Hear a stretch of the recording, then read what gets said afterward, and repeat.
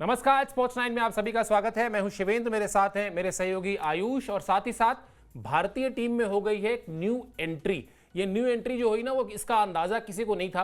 किस खिलाड़ी की एंट्री हुई है, उसकी एंट्री क्यों हुई है, बीसीसीआई ने क्या जानकारी दी है, ये सब कुछ आपको शो पर बताएंगे। साथ ही साथ आपको यह भी बताएंगे कि रोहित शर्मा और विराट कोहली को लेकर सुरेश रैना की क्या राय आई है। और बड़ी बात कही है उन्होंने, कुल मिलाजुलाकर हर कोई जो चैंपियंस ट्रॉफी को लेकर उन दोनों ही खिलाड़ियों से यानी रोहित से और विराट से जो एक्सपेक्टेशंस हैं उस पर बातचीत अब करने लगा है। यानी कहीं ना कहीं घूम फिरकर कहानी एक बार फिर उन दो स्टार्स के आसपास ही आ गई है जिन पर हम अक्सर चर्चा करते हैं। लेकिन सबसे पहले आपको बताते हैं इस नई एंट्री के बारे में।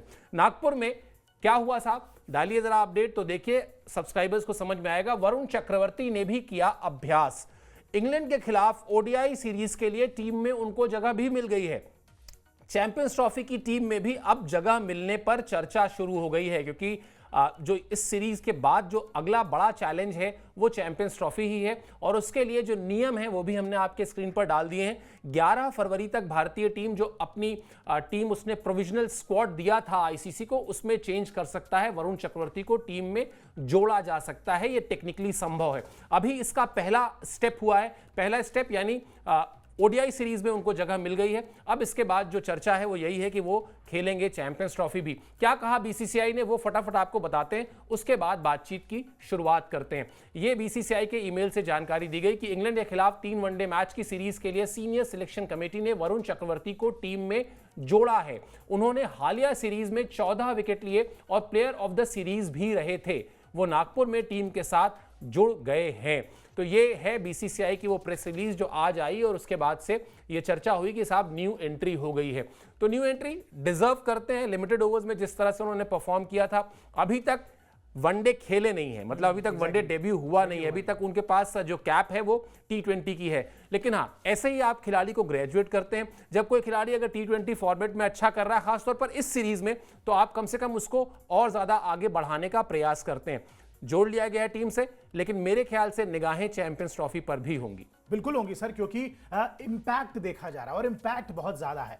जितने मैचों में अभी तक खेले हैं, बड़ी टीम है इंग्लैंड की, लेकिन उसके बावजूद जिस तरीके से डिसीव किया है इंग्लैंड के बल्लेबाजों को, बैक टू बैक पूरी सीरीज में प्लेयर ऑफ द सीरीज थे, तो जाहिर सी बात है कि अपने पर्पल पैच में चल रहे हैं। और मेरा मानना है कि खिलाड़ी के पर्पल पैच का इस्तेमाल आपको करना चाहिए, उसमें कोई बुराई नहीं है, बेहतरीन टच में है। और बिल्कुल प्रमोशन ऐसे ही होता है। आप देखते हैं कि अगर जो काम दिया गया है वो काम आप बखूबी निभा रहे हैं, कंसिस्टेंटली निभा रहे हैं और लंबे समय तक निभाते आ रहे हैं। 3-4 सीरीज हो चुकी लगातार कमबैक के बाद से, और हर सीरीज में हर मैच में इंप्रूवमेंट दिखाई है। तो कहीं ना कहीं जिस तरीके का इंपैक्ट क्रिएट करते हैं, और मैं तो सर सोच के ही इमेजिन कर रहा हूं कि अगर कुलदीप यादव के साथ इनको टीम में रखा जाता है एक जोड़ी के तौर पे, ये दोनों, कुलचा की एक जोड़ी फेमस थी, कुलचा के बाद अगर अब वरुण चक्रवर्ती और उधर से कुलदीप यादव एक दो एंड से गेंदबाजी करते हैं, किसी भी टीम के लिए आसान नहीं होने वाला। और चैंपियंस ट्रॉफी की खासकर बात करें, दुबई की विकेटों पर टीम इंडिया को खेलना है, और वहां की विकेटें दोपहर के टाइम में जब धूप हो रही होगी, किस तरीके की मदद करेगी स्पिनरों की, मुझे लगता है कि बहुत ही बेहतरीन मूव है। ओडीआई में 3 वनडेज में आप ट्राई करिए, अगर ट्राई एंड टेस्ट करते हैं, चीजें बेहतर लगती हैं, तो मुझे लगता है कि बहुत सारे ऑलराउंडर्स के साथ जाने की बजाय सर वरुण चक्रवर्ती और कुलदीप यादव की जोड़ी के साथ आप जाएंगे।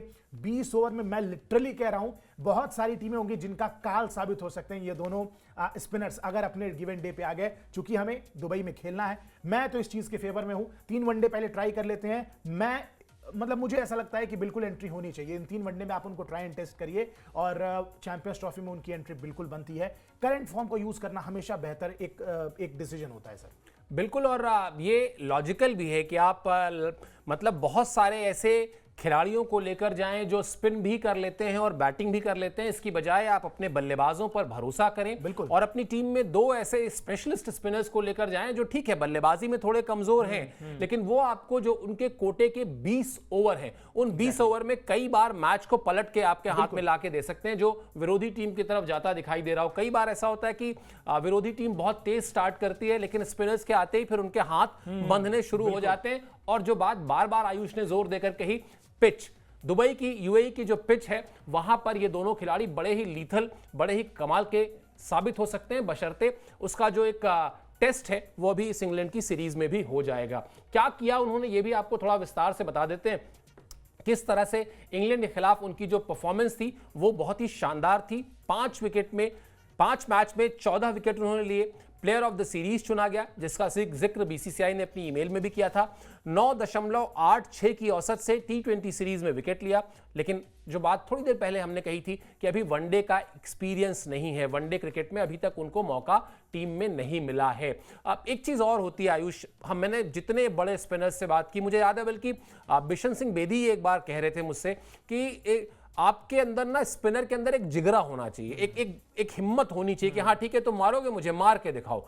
10 ओवर में 60 रन देकर 4 विकेट लेने वाला स्पिनर अपने कप्तान का ब्लू वाइट बॉय होता है। वो 60 रन नहीं देखता, वो ये देखता है कि उसने 4 विकेट निकाल कर दिए हैं। और लिमिटेड ओवर्स में वो विकेट निकालना कई बार बहुत जरूरी हो जाता है, वरना आप, और उस विकेट को निकालने के लिए आपको वो रिस्क लेना होता है, और वो रिस्क वरुण चक्रवर्ती लेते दिखाई देते हैं। बिल्कुल देते दिखाई देते हैं सर। और मैं तो थोड़ा सा पीछे लेके जाऊंगा, जब जडेजा और अश्विन की जोड़ी आई, धोनी की कप्तानी में उन लोगों ने ग्रूम किया, उसके बाद हम देखते हैं कि बड़ी बेहतरीन जोड़ी रहती है, दोनों रन्स भी बना के देते हैं, कुछ इंपॉर्टेंट नीचे और सबसे इंपॉर्टेंट मिडिल ओवर्स में विकेट लेते हैं। लेकिन कुलचा की जोड़ी को मौका ही तब मिलता है जब अश्विन और जडेजा लगातार बीच में विकेटें निकालने में विफल होते हैं, उसके बाद उनको बाहर किया जाता है। मिडिल ओवर्स में बार बार ये बात बोली जाती है कि लोग यूजुअली हार्ड हिटर्स के पीछे जाते हैं, लेकिन मिडिल ओवर्स में ही, चाहे T20 का मैच हो या फिर वनडे, मैच बदलता है मिडिल ओवर्स में। यानी कि वनडे की अगर बात करें तो 10 से 40 ओवर में आपने कितनी बेहतरीन बल्लेबाजी की है, भले आपने 5 का रन रेट मेंटेन किया, 4 का रन रेट मेंटेन किया, अगर विकेट आपने नहीं खोया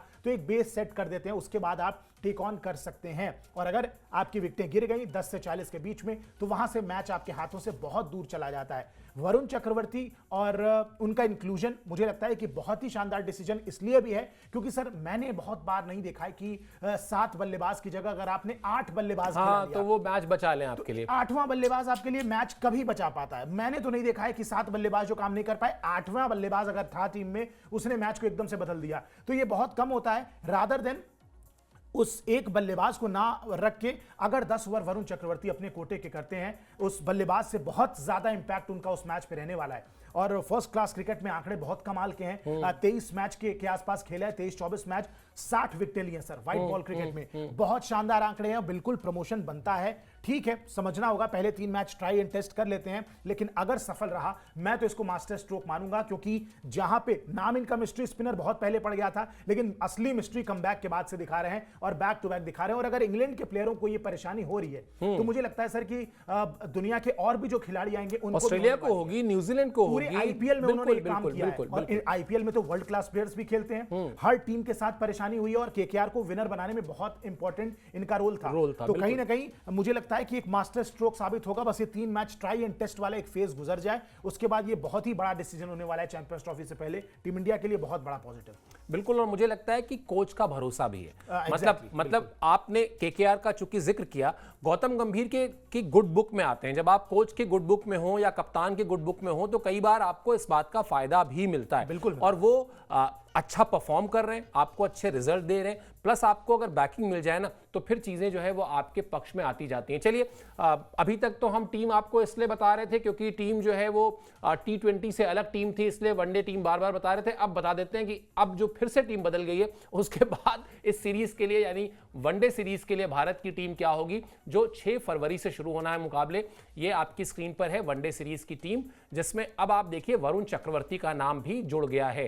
रोहित शर्मा, शुभमन गिल, श्रेयस अय्यर, यशस्वी जायसवाल, विराट कोहली, ऋषभ पंत, केएल राहुल, रविंद्र जडेजा, हार्दिक पांड्या, अक्षर पटेल, वॉशिंगटन सुंदर, अर्शदीप सिंह, हर्षित राणा, मोहम्मद शमी, वरुण चक्रवर्ती। अब यहां पर वही चीज है जो अभी आप बात कह रहे थे आयुष की, रविंद्र जडेजा हो गए, उसके बाद अक्षर पटेल हो गए, उसके बाद वॉशिंगटन सुंदर हो गए। ये 3 खिलाड़ी ऐसे हैं, मतलब अगर आप इनको चैंपियंस ट्रॉफी के लिहाज से सोचना शुरू करें, जो स्पिन करते हैं और बल्लेबाजी भी कर लेते हैं। इससे उलट वरुण चक्रवर्ती स्पिन करते हैं और स्पिन ही करते हैं और कुछ नहीं कर पाते। बल्लेबाजी में शायद वो आपको उस तरह से कंट्रीब्यूट ना कर पाए, लेकिन फिर घूम फिर कर बात वही आ जाती है कि अगर वो अपने 10 ओवर उस तरह से निकाल देते हैं जिस तरह से कप्तान चाहता है, तो शायद वो मैच में ज्यादा बड़ा असर डाल सकते हैं। और अगर किसी भी मैच में, जो बात अभी आप कह भी रहे थे ना, किसी मैच में अगर कोई टीम के 6 या 7 नंबर तक के बल्लेबाज कुछ नहीं कर रहे हैं तो 8वां बल्लेबाज कुछ बहुत अतरंगी कर देगा। वो शायद 10 में से एक आध मैच में होता है,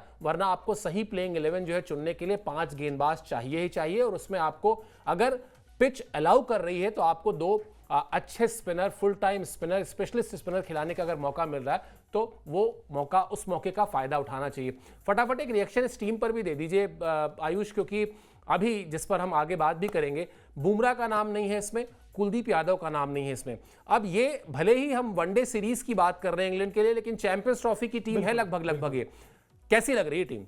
सर टीम तो बहुत ही लीथल लग रही है और मैं तो सोच रहा हूं कि कितना ज्यादा कंपटीशन है।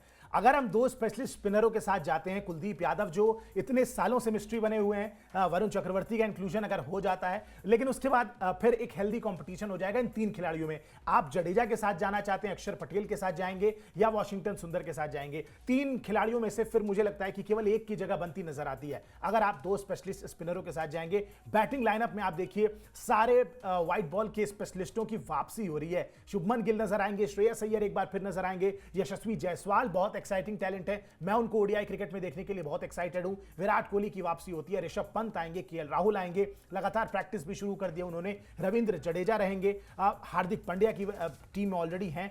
बहुत ही लीथल कॉम्बिनेशन लग रहा है। बल्लेबाजी यूनिट में डेप्थ है, गेंदबाजी यूनिट में डेप्थ है। केवल एक कंसर्न सर नजर आता है, वो है फास्ट बॉलिंग का। इस सीरीज में तो चलिए इस सीरीज की बात नहीं करेंगे, हर्षित राणा है, अर्शदीप सिंह है, अगर मोहम्मद शमी नहीं भी फिट होते हैं तो ये दोनों खिलाड़ी उनका काम कर देंगे। लेकिन चैंपियंस ट्रॉफी में जाते हुए केवल अर्शदीप सिंह फिट हैं, मोहम्मद शमी पे नजरें रहेंगी। फास्ट बॉलिंग एक थोड़ा सा कंसर्न है, वो भी अगर बुमराह का टिक मार्क वो हो जाए तो मुझे लगता है कि सर बिल्कुल पिक्चर परफेक्ट है। ये टीम जिस तरीके से नजर आ रही है इसमें कोई चेंज करने की जरूरत नहीं है, बहुत लीथल टीम है। और शायद एक बार फिर से हमें 2023 वाला जो एक दौर चला था वर्ल्ड कप में, back to back 10 matches, ruthless cricket, पूरी तरीके से डोमिनेट करना, सीधे फाइनल में पहुंचना, कुछ वैसा ही टूर्नामेंट 2025 की चैंपियंस ट्रॉफी भी नजर आ रही है सर। वैसे बड़ा रेयर होता है आयुष, अभी जब आप कह रहे थे, मतलब देखिए तो वर्ल्ड कप हम हारे हैं, 2023 वर्ल्ड कप हमारा नहीं है, हम हार गए Exactly. ना, मतलब रिजल्ट बुक कहती है कि हमारे पास वर्ल्ड कप नहीं है, लेकिन जब हम उस वर्ल्ड कप की बात करते हैं तो चेहरे हमारे खिले रहते हैं, ऐसा लगता है बड़ा फक्र से बात कर रहे हैं, बड़े गर्व। टीम ही ऐसी थी बिल्कुल, और जिस तरह से, जिस अंदाज में फाइनल तक का सफर तय किया गया था,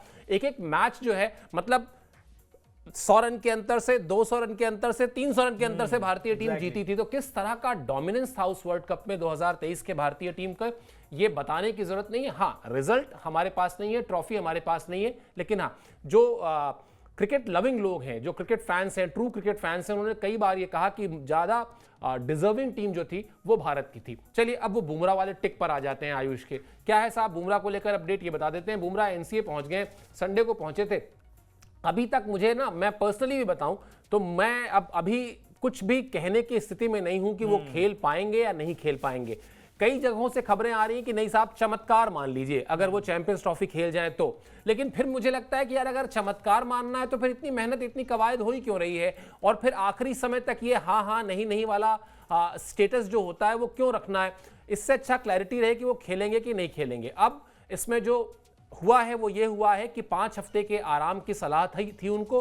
अब वो वहां पहुंचे हैं, बीसीसीआई की जो एनसीए की मेडिकल कमेटी है वो उनके स्कैन्स को देखेगी, फिर ये देखेगी कि हाँ वो किस तरह से उनका जो आराम हुआ है उसके बाद किस तरह से उनकी बॉडी रिएक्ट कर रही है, और उसके बाद तय किया जाएगा। टेक्निकली तीसरे वनडे की टीम में उनको जगह दी गई है, लेकिन मुझे लगता है कि वो तो आप रूल आउट अप कर सकते हैं। मुझे नहीं लगता कि तीसरे वनडे में आप जसप्रीत बुमराह को खेलते हुए दिखाई देंगे। अगर जसप्रीत बुमराह को खेलते हुए आप देखेंगे, जिसके परसेंटेज चांसेस शायद 5 से 10% हैं, तो वो चैंपियंस ट्रॉफी ही होगी, और उसमें भी शायद वो पहला नहीं दूसरा मैच जो है अगेंस्ट पाकिस्तान। बिल्कुल सर, और खिलाने की जरूरत भी नहीं है। मुझे लगता है अगर तीसरा वनडे नहीं भी खेलेंगे बहुत ज्यादा फर्क पड़ने वाला नहीं है। आप और भी क्वेश्चंस हैं, और भी बॉक्सेस हैं जिनको आपको टिक करना है इन 3 वनडेज में, आप उन पे ध्यान दीजिए। बुमराह का बिल्कुल सही बात है कि जो सोर्सेज से खबरें आ रही हैं कि उनका चमत्कार ही मानिए कि वो खेल जाए। लेकिन सवाल तो ये भी है सर कि अगर बीसीसीआई ने उनको चुना है टीम में, सारे मशवरे के बाद उनको टीम में इंक्लूड किया गया है। इनफैक्ट आपको याद हो, व्यूअर्स को बता दें कि हमारी टीम नॉर्मली अनाउंस नहीं हुई थी, 1 हफ्ते का डिले हुआ था बुमराह की वजह से। बुमराह पर क्लैरिटी लेने के बाद फाइनली टीम का अनाउंसमेंट हुआ था, थोड़ा देर से ही सही। तो अगर सर इतनी माथापच्ची की गई, इतना R&D किया गया, तो उसके बाद जरूर मुझे लगता है कि मैनेजमेंट को ये बात पता होगी कि बुमराह फिट होंगे।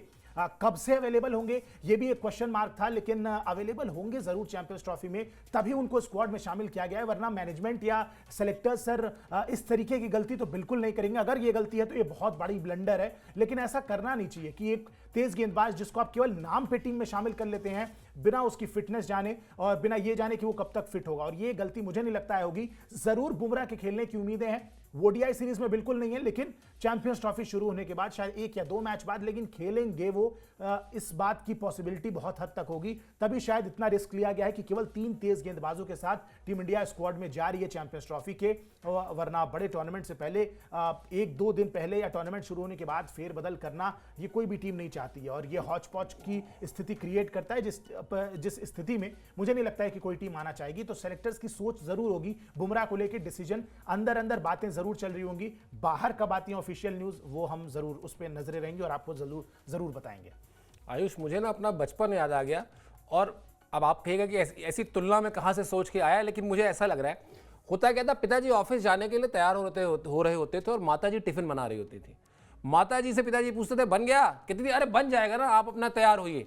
पता चला पिताजी नहा के आ गए, कपड़े पहनने, बन गया, उनको भी पूरा भरोसा रहता था आखिरी तक कि नहीं मैं बना के समय पे खाना पैक करके दे ही दूंगी। और कई बार तो ऐसा होता था कि घर के मतलब पिताजी को लगता था कि देर ना हो जाए, जैसे यहाँ स्थिति है। तो पता चला वो गेट तक जैसे ही पहुंचे वैसे ही टिफिन आता था कि लीजिए आपका टिफिन तैयार है। तो हो सकता है शायद वैसी कोई हो, लास्ट मोमेंट एंट्री। हाँ, मतलब नहीं, वाकई मुझे याद है, कई बार ऐसा मुझे याद है कि इस तरह से हुआ कि मतलब एकदम लास्ट मिनट पे पिताजी को वो टिफिन बना के मिला कि ये लीजिए बन गया है, और दोनों के, उनको लगा कि हाँ मिल गया और उनको लगा कि मैंने समय पे दे दिया। तो शायद कुछ वैसी हो सकता है। थोड़ी आपको ये अटपटी तुलना लगे, लेकिन चूंकि इन्होंने जिस तरह से विश्वास के साथ कहा कि नहीं अगर इतना इंतजार हो रहा है तो इसके कुछ नतीजे आएंगे, अगर एनसीए वो गए हैं तो, वरना ऐसा कुछ नहीं। अगर मान लेते हैं वो चैंपियंस ट्रॉफी के लिए रूल्ड आउट है, एक पॉसिबिलिटी देखिए, तो फिर इतनी मेहनत करने की जरूरत नहीं थी। आप आराम से उनको कहते कि भाई ऐसा है, अब आप रूल्ड आउट हैं, आप अपना देख लीजिए, आप रेस्ट करिए, रेस्ट करिए, अपना प्लान मेडिकल टीम के साथ डिस्कस कर लीजिए। लेकिन अगर लगातार कुछ ना कुछ एफर्ट हो रहे हैं तो उसका नतीजा आना चाहिए, और यही शायद भारतीय क्रिकेट की बेहतरी के लिए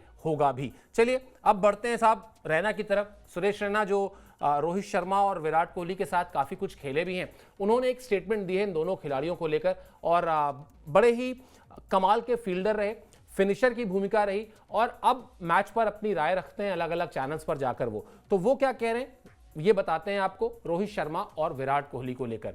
2023 वर्ल्ड कप के बाद रोहित शर्मा का स्ट्राइक रेट बढ़ा है, उन्होंने करीब 120 की स्ट्राइक रेट से रन बनाए हैं। रोहित और विराट के शानदार रिकॉर्ड्स रहे हैं, इससे उन्हें विश्वास मिलेगा। दोनों खिलाड़ियों में बड़े स्कोर करने की क्षमता है, अगर ये दोनों बल्लेबाज अच्छा प्रदर्शन करते हैं तो चैंपियंस ट्रॉफी में भारत की उम्मीदें अच्छी रहेंगी। रोहित को वर्ल्ड कप की तरह ही आक्रामक क्रिकेट खेलनी चाहिए। विराट कोहली को भी वनडे फॉर्मेट में स्विच ऑन स्विच ऑफ करना आता है। दुबई में जिस तरह की विकेट है उसमें सीम गेंदबाजों को मदद मिलेगी, इसके अलावा स्पिन गेंदबाज भी असरदार होंगे। इस पूरे स्टेटमेंट में मुझे एक ही चीज समझ में आ रही है, अगर मुझसे कोई कहे कि कवि कहना क्या चाहता है, जैसे होता था ना बचपन में कि भाई ये दोहा है, इसमें कवि ये कहना चाहता है, या इसी संदर्भ प्रसंग सहित भावार्थ बताइए। तो मैं भावार्थ बताता हूं। भावार्थ इसमें यह है कि जो 2023 वर्ल्ड कप में रोहित शर्मा करते थे, 15 बॉल पे 40 रन, 14 बॉल पे 45 रन, और अगर बढ़ गए आगे तो 60-70 रन, नहीं बढ़े तो मैं जा रहा हूं, फिर उसके बाद जो स्विच ऑन स्विच ऑफ करना है वो विराट कोहली करें। तो मेरे ख्याल से रैना कहना यही चाहते हैं, कवि कहना यही चाहता है कि आप बिल्कुल उसी फॉर्मूले पर जाएं जिस फॉर्मूले से आपको sure shot success 2023 world cup में मिली थी। बिल्कुल सर, पहले बात अलग होती थी कि हम 2011 की बात हर बार छेड़ते थे, क्योंकि हमारे पास कोई ट्रॉफी नहीं थी या उस तरीके का एक ब्लूप्रिंट नहीं तैयार था कि भाई पहले किस तरीके के गेम प्लान के साथ जाया जाए। तो हम बार बार 2011 का जिक्र करते थे कि भाई 2011 में हम ऐसा करते थे, हमने ये किया, ये प्रोसेस फॉलो किया। 2023 बिल्कुल वो ऐसा टूर्नामेंट रहा जहां पे आपको ब्लूप्रिंट मिल गया कि भाई ओडीआई क्रिकेट किस तरीके से खेलना है, किस अप्रोच के साथ जाना है। शुरुआत के 10, 12, 15 ओवर में जितना अटैक कर सकते हैं करिए, उसके बाद अगर इन केस वो चीज सक्सेसफुल नहीं होती है तो उसके बाद बैकअप के लिए लोग हैं। और ऐसा नहीं था कि केवल रोहित तेज खेलते थे और उसके बाद सारी टीमें नॉर्मल हो जाती थी। विराट कोहली एंकर रोल पूरे वर्ल्ड कप में प्ले करते हैं, और उनके अराउंड श्रेयस अय्यर का स्ट्राइक रेट भी कोई 100-110 से नीचे नहीं रहता था किसी भी मैच में। में। उसके बाद आप देखेंगे केएल राहुल आते थे, वो भी अच्छे खासा फिनिश करके देते थे, शुभमन गिल ओपन करते थे। तो मुझे लगता है कि बहुत ही बैलेंस्ड तरीका था और बहुत ही बढ़िया प्रोसेस टीम इंडिया ने फॉलो किया। 2023 वर्ल्ड कप ने बिल्कुल हमें दिखा दिया कि किस फॉर्मेट में ओडीआई क्रिकेट आज की डेट में नए युग में खेलनी चाहिए। और बिल्कुल सही बात है, बहुत पुरानी बात है नहीं, 2025 की शुरुआत है, 23 में एंड तक ही हमने वर्ल्ड कप खेला है। नवंबर 19 की वो तारीख थी जब फाइनल टीम इंडिया हारी। तो मुझे लगता है ज्यादा समय भी नहीं हुआ है और ना ज्यादा उस फॉर्मेट को चेंज करने की जरूरत है। वही स्ट्रैटेजी, वही प्लान और बिल्कुल उसी लगभग वैसी प्लेइंग 11 के साथ आप मैदान में उतरिए और अगेन आपको बिल्कुल वो चीजें दिख जाएंगी, वो रिजल्ट दिख जाएंगे। बस खिलाड़ी अपने उसी प्लान को समझें और उतना ही परफॉर्म करके दे दें। मुझे लगता है कि चैंपियंस ट्रॉफी बिल्कुल हम जीत सकते हैं। बिल्कुल आयुष, और अगर वनडे वर्ल्ड कप ही क्यों, अगर आप T20 वर्ल्ड कप के फाइनल को भी याद करें, भाई सबसे बड़ा मुकाबला तो फाइनल ही है ना। Exactly. जहां आप 2023 में हार गए थे वर्ल्ड कप में, वो 2024 में फाइनल अगर आप याद करें तो वो विराट कोहली ने स्विच ऑन स्विच ऑफ ही तो किया था। और जिस वक्त वो Virat Kohli switch on switch off कर रहे थे, उस वक्त विराट कोहली के जहन में ये रहा होगा ना कि अगर भारतीय टीम ये मैच हार जाती है तो मेरे स्ट्राइक रेट को लेकर, जिस पर पहले से एक बहुत बड़ा सा क्वेश्चन मार्क है, मुझे तो मतलब विलन बना दिया जाएगा भारतीय क्रिकेट का। लेकिन जो बात सुरेश रैना कह रहे हैं कि जब आपके पास एक्सपीरियंस हो, जब आपके पास तजुर्बा हो, रिकॉर्ड्स हो, तो आपके पास आपका विश्वास भी रहता है। वो विश्वास ही था कि विराट कोहली अंत तक रहे। पूरी सीरीज में 75 रन थे उनके, उस मैच में उन्होंने हाफ सेंचुरी बनाई। और अगर आज आप उस रिकॉर्ड बुक को खोलेंगे जहां 2024 के फाइनल के एक एक आंकड़े दर्ज हैं, तो आप पाएंगे कि उनका अर्धशतक था और कोई बहुत मतलब ऐसा कोई हाहाकारी अर्धशतक नहीं था कि बहुत ज्यादा स्ट्राइक रेट से, बड़ा ही सामान्य सा अर्धशतक था। बाद में उन्होंने कुछ रन तेजी से जरूर बनाए थे। तो कहने का आशय ये कि रैना जो कह रहे हैं कि स्विच ऑन स्विच ऑफ करना आता है, आपको पता होना चाहिए कि इस मैच में मेरी टीम की जरूरत क्या है। क्या मुझे 14 बॉल पर 45 रन बनाने हैं या 45 बॉल पर 60 रन बनाने हैं। दोनों परिस्थितियां जब आप समझ लेते हैं तो यही गेम अवेयरनेस भी होती है। और वो गेम अवेयरनेस इन दोनों खिलाड़ियों में मतलब आप कह सकते हैं कि 100% है, कूट कूट कर भरी हुई है। बिल्कुल, ये वाह वाह, हम लोग कुछ मांग भी सकते हैं। ऐसा कहा जाता है कि जब दो लोग सेम चीज बोलें तो कुछ मांगा जा सकता है। देखते हैं क्या मांगेंगे आयुष। मेरे पास सारे सब्सक्राइबर्स मांग लेते हैं। हाँ, वही मैं कहना चाहता कि हम तो यही मांगने जा रहे हैं, फिर रिपीट हो रहा है। चलिए, मैं तो यही मांगूंगा कि आप लोग सब्सक्राइब करिए स्पोर्ट्स 9 को। अभी के लिए मुझे और आयुष को दीजिए इजाजत, क्योंकि अब हम रास्ते में नीचे जाते समय तय कर लेंगे क्या क्या मांगना है इसके अलावा, सब्सक्राइबर्स के अलावा। और कोई आपका फीडबैक हो जरूर हमें बताइए, उस पर भी हम अमल करेंगे। आप हमसे शो में जुड़े इसके लिए बहुत बहुत शुक्रिया और आभार।